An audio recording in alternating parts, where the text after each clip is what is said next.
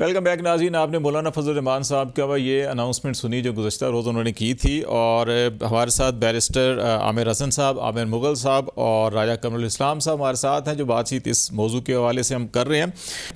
राजा कमर साहब, आपके पास मैं आ जाता हूँ, और ये JUI की ही सपोर्ट की वजह से 26वीं तरमीम हो गई थी। उन्होंने इब्तदाई तौर के ऊपर मज़ामत की, मुखालफत की, और फिर उसके अंदर से बहुत सी ऐसी चीज़ें जो समझी जाती थी कि बुनियादी इंसानी हकूक़ की वायलेशन है या इस किस्म के मामलात हैं। अब जो ये बातें हो रही हैं कि जो अगर 26वीं तरमीम चैलेंज भी हो रही है और बेशुमार दरख्वास्तें हैं, अगर ये फुल कोर्ट बैठ जाती है और इसका जुज़वी या इसको मुकम्मल स्ट्राइक डाउन करती है, तो फिर ख्याल है कि 27वीं 28वीं होगी। JUI ये बात कर रही है, PTI भी इसको चैलेंज कर रही है, वो भी फ्री के मुखालिफ ही होगी। तो ऐसी सूरत हाल में आप क्या समझते हैं कि जो ये बात की जा रही थी, राना सनाउल्लाह साहब ने भी कहा कि उम्मीद है कि 26वीं आईनी तरमीम के बाद साजिशें सर नहीं उठाएंगी। तो अब अगर ये चीज़ें भी साथ साथ चल रही हैं तो फिर मामलात किधर जाएंगे? जी, मुझसे अगर पूछा तो जी राय साहब आपसे। जी, तो ऐसे है कि ये जो आपने अभी कहा कि किसी ने कहा कि अगर 26वीं स्ट्राइक डाउन हो गई तो फिर 27वीं आएगी। तो वो जब गिनती की कोई चीज़ स्ट्राइक डाउन हो जाए तो फिर जो आती है वो 26वीं होती है, 27वीं होती है। लेकिन बात यह है कि आइन में बड़ा वाज़े, बड़ा सराहत के साथ, एक जगह नहीं दो जगह तो ये मेंशन है कि वो जो कानून है यानी एक्ट है, उसको तो अदालत में टेक अप किया जा सकता है किस बुनियाद पे कि वो आइन की रूह के कहीं खिलाफ तो नहीं, वो आइन कहीं किसी क्लॉज की, आइन की जो बुनियादी स्पिरिट है उसके खिलाफ तो नहीं है। लेकिन ये बड़ा वाज़े आइन के खालकों ने उस वक्त ये मेंशन किया था, और शायद उनके जहन में ये बात हुई कि किसी टाइम कोई अमेंडमेंट जो है वो चैलेंज हो सकती है।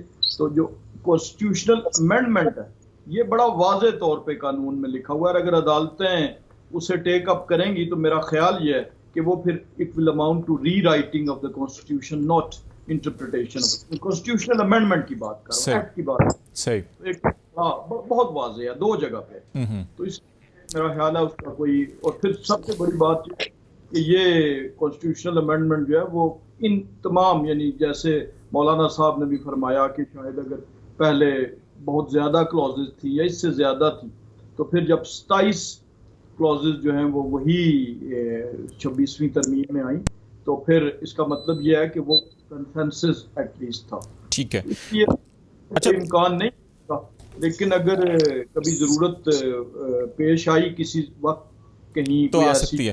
एक नुक्ता और बताइएगा राय साहब कि अगर कोई आईनी तरमीम बेसिक जो स्पिरिट, फंडामेंटल जो स्पिरिट है या प्रिंसिपल्स हैं कॉन्स्टिट्यूशन के लॉ के, अगर उनके मुनाफी होती है, for example law of nature भी है, लॉ और लॉ ऑफ जस्टिस भी है, और ज्यूरिस्प्रूडेंस जो होता है वो भी है, कि अगर फॉर एग्जांपल हम कहते हैं जी कि क्या पार्लियामेंट को ये भी इख्तियार है कि वो कह सकते हैं जी कि आज से फलां अफराद की जिन्स को ये नहीं और ये लिखा जाए, या कुछ बेसिक चीज़ें भी होती हैं ना। तो इसी तरह आइन की बेसिक स्पिरिट एक होती है, अगर उसके कोई मुनाफी हो या बेसिक फंडामेंटल राइट्स के मुनाफी चीज़ें हों, वो तरमीम भी एग्जिस्ट कर सकती हैं अगर पार्लियामेंट चाहे, या स्ट्राइक डाउन हो सकती है, नहीं हो सकती?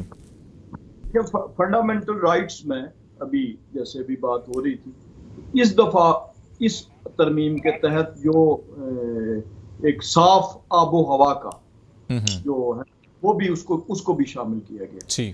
तो अब जाहिर है कि इसके बाद वो भी एक कोई ऐसी कानून साजी, मैं फिर रिपीट कर रहा हूँ, कोई ऐसी कानून साजी जो आइन की बुनियादी रूह के खिलाफ हो।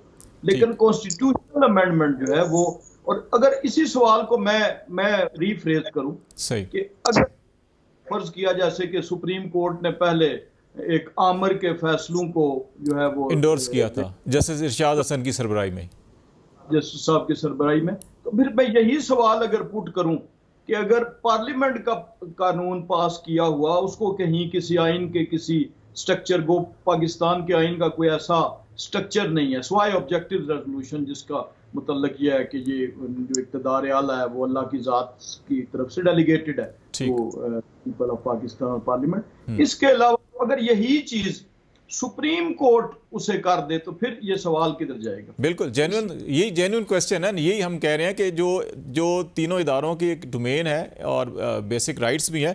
ज़रा बैरिस्टर आमिर साहब से भी ज़रा पूछ लेते ना, क्योंकि वकालत और इनका ये शोबा भी है। तो बैरिस्टर साहब, आपकी इस पर क्या ओपिनियन है कि अगर ये 26 अमेंडमेंट जैसे चैलेंज हो रही है, बेशुमार दरखास्तें आई हुई हैं और इस पर फॉर एग्जांपल फुल कोर्ट बैठ जाता है कि अच्छा जी हम कॉन्स्टिट्यूशनल बेंच या सारी चीज़ें करते हैं, लेकिन पहले इसका तज्जिया कर लें, और इसके अंदर वो कहते हैं जी ये दो चीज़ें ऐसी हैं जो इंक्रोचमेंट के ज़ुमरे में आ रही हैं कि पॉलिटिकल इंटरफेरेंस या पार्लियामेंट मुकन्ना की या एग्जेक्टिव की इंटरफेरेंस है सुप्रीम कोर्ट में या अदलिया के अंदर, तो फिर आप क्या समझते हैं कि क्या ठीक होगा या नहीं, ऐसा नहीं हो सकता? देखिए, अभी हम शुरू में बात कर रहे थे कि सारे इदारे अपने डोमेन के अंदर रह के काम करें। अच्छा, हम हमेशा ये क्यों समझते हैं कि पार्लियामेंट कानून साजी या आइन साजी गलत करेगी?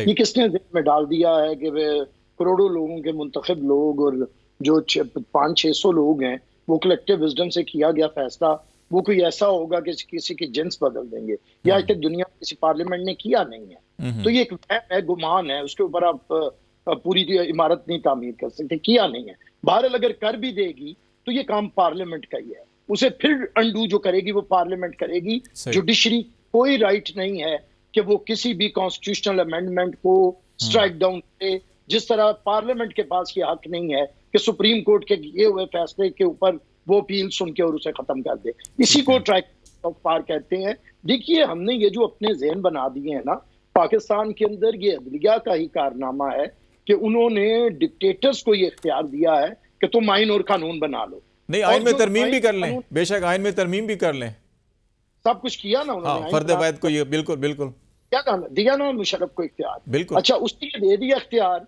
और फिर एक डिक्टेटर ने आइन बनाया भी 60s वाला, और जजों ने उसके नीचे हलफ भी उठाया, सबने, अयूब खान वाले। सर 73 के बाद कॉन्स्टिट्यूशन भी पीसीयू एलएफए को हलफ उठाते रहे हैं, सारे उठाते रहे। अब बात देखे ना कि अच्छा, जज डिक्टेटर को इख्तियार देते हैं कि तुम आइन बना लो, आइन में तरमीम कर लो, और जिसे कॉन्स्टिट्यूशन इख्तियार देता है आइन में तरमीम का, उसका ये स्ट्राइक डाउन करते हैं। इससे ज्यादा घटिया हरकत कौन सी थी जो 18वीं तरमीम को खत्म करने की धमकी के ऊपर 19वीं तरमीम की गई? अभी मुगल साहब बता रहे थे कि कौन सा मुल्क है जहां पे हुकूमत, भाई मुझे बताएं, कौन सा मुल्क नहीं है जहां पे पार्लियामेंट और हुकूमत जजेस का तकर्रुर नहीं करती है? मुझे कोई एक मुल्क बताएं जहां पे जज जजों का तकर्रुर करते हैं, फिर जज के बेटे, जज के दामाद, जजों का चैम्बर बनता है। जो 20 साल से हमने इधर इस मुल्क के अंदर तमाशा देखा है कि एक ग्रुप बना दिया गया 20 साल तक कि ये चीफ जस्टिस होगा, ये इस तरह भेजा गया ऊपर सुप्रीम कोर्ट में, पूरा हिसाब लगा के कि इतनी देर तक ये जुडिशल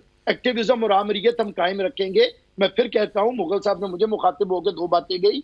इन्होंने कहा कि फॉर्म 47 की प्लास्टिक की शलवारों वाली जो पार्लियामेंट है, भाई इधर तो अब्बू जी की नेपियों वाली पार्लियामेंट भी आई। ये मेरे लफ्ज नहीं है, ये आपके सदर परवेज लाई के हैं कि बाजवा आपकी नेपियां बदलता था, और मैंने उन्हें कहा कि आप नेपियां बदलना आप बंद करें। देखिए, पार्लियामेंट ने जो किया है, पीटीआई के जो पार्लियामेंटेरियन जोन है, समझना चाहिए ये पार्लियामेंट की वकार की बहाली के लिए ये काम हुआ है। और दूध का जहां छाछ भी फूंक फूंक के पीता है।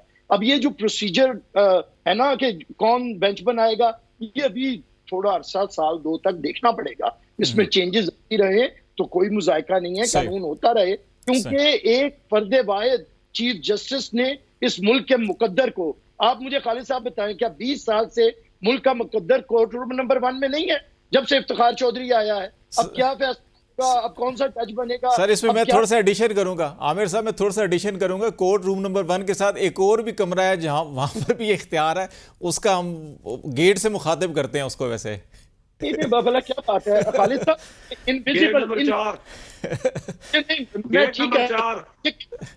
मैं बता देता हूँ, जाहिर है बोल पड़े ना जो जाते हैं। हाँ। बात ये है कि जो इनविजिबल गवर्नमेंट्स है ना, यही तो हम रोना रो रहे हैं कि आज की ये खत्म होना चाहिए। बिल्कुल, मैं जरा आमिर साहब की तरफ भी आ जाता हूँ ना फिर जी। जो आज पार्लियामेंट को गालियां दे रहे हैं या उसे मतऊन कर रहे हैं, उनकी पार्लियामेंट कौन सी अच्छी? ठीक, तो अगर कोई अच्छी नहीं है तो आइए अच्छी पार्लियामेंट कोई बनाए ना। आप किसी बाजवे की गोद में बैठे और ना ना कोई और बैठना, ना किसी को बैठना चाहिए। आमिर मुगल साहब, एक जो मुझे भी सारी सूरत हाल में ना, 26वीं आईनी तरमीम के अंदर बहुत से अच्छे नुकात भी हैं, मतलब जितने भी इस्लामिक बैंकिंग से मुतल्लिक हैं या रिबा से मुतल्लिक हैं या इवन देन बाकी भी जो चीज़ें हैं उसमें कुछ अच्छी चीज़ें भी हैं।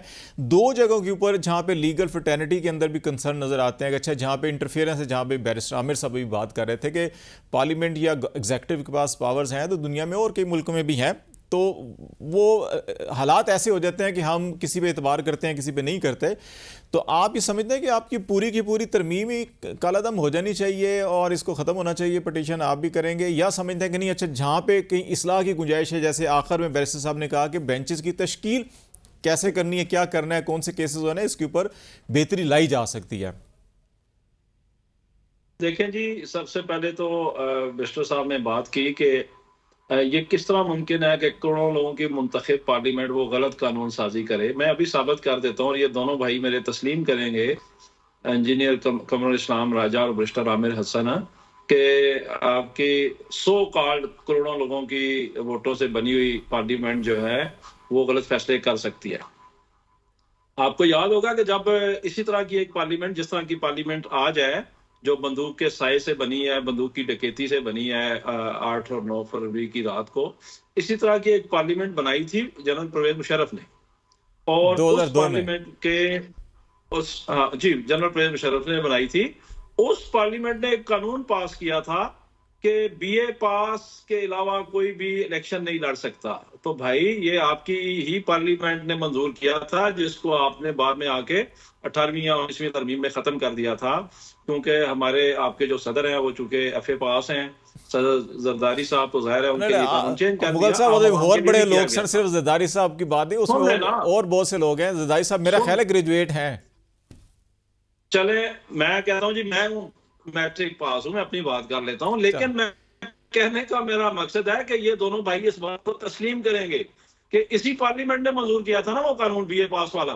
तो पार्लियामेंट से पास किया हुआ कानून हरफे आखिर नहीं होता, और जिस पार्लियामेंट ने फॉर्म 47 की इलास्टिक की शलवार पहनी हुई हो उसका तो बिल्कुल भी नहीं होता ना, कोई चांस ही नहीं है कि उसको कोई मान ले।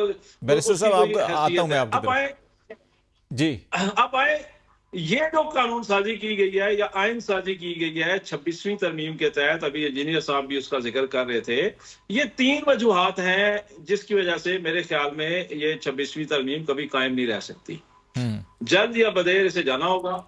पहली वजह कि इसको ये आइन साजी उस पार्लियामेंट ने की है जिसने फॉर्म 47 की इलास्टिक की शलवार पहनी हुई है, इसकी कोई क्रेडिबिलिटी नहीं है। दूसरी वजह, चले आपने फॉर्म 47 की पहन भी ली इलास्टिक, चले दूसरी वजह बता दें। उसके बावजूद तो सुन लेना, उसके बावजूद आपके पास 224 लोग पूरे नहीं थे। मौलाना आपके साथ मिलके फिर भी 224 लोग पूरे नहीं थे। आपको तहरीक इंसाफ के 5 एमएनए अगवा करने पड़े या खरीदने पड़े। तो ये दूसरी वजह है कि आपने बंदूक की नोक पे या पैसों के जोर पे खरीद के ये कानून साजी करवाई, और सेनेट में आपने ये अख्तर मिंगल के 2 सेनेटर खरीद के या अगवा करके ये आयन साजी करवाई। तो ये दूसरी वजह है। तीसरी क्विकली बता दें, मैं जरा ब्रेक ले लूं, फिर मैं जरा आमिर साहब उधर भी आता हूं जरा। तीसरी वजह सुन लें आप, फिर ब्रेक ले लें। नहीं, तीसरी वजह तो बता दें फौरी तौर के ऊपर, आपके पास 10-15-20 सेकंड में। तीसरी वजह यह है कि ये आयन साजी इंसाफ की रूह के मुनाफी है, आजाद अदलिया के तस्वर की नफी करती है। अब मैं गवर्नमेंट के खिलाफ एक केस करता हूं तो ये तरमीम ये कहती है कि वही गवर्नमेंट के बेंच बनाएंगे, बैठ के बेंच बनाएंगे कि कौन सुने उसको। मफादात का टकराव का आ गया, ठीक हो गया, कत्ल किया है, ठीक हो गया। 3 पॉइंट है आपके। जरा मैं ब्रेक ले लेते हैं, ब्रेक के बाद बैरिस्टर आमिर साहब और राजा कमरुल इस्लाम साहब से भी इन 3 नुकात के ऊपर भी बात करेंगे, और इससे हटकर जरा कुछ सियासी मामलात भी, और कुछ जो है कि गुज़श्ता रोज़ इस्लामाबाद से अटक जाते हुए पुलिस वैन के ऊपर हमला किया गया और उसमें भी कहा गया कि कैदियों को फरार करवाने की कोशिश की गई। ज़रा इस पे हले पे भी हम बात करेंगे। ब्रेक के बाद नाज़रीन हमारे साथ रहेगा।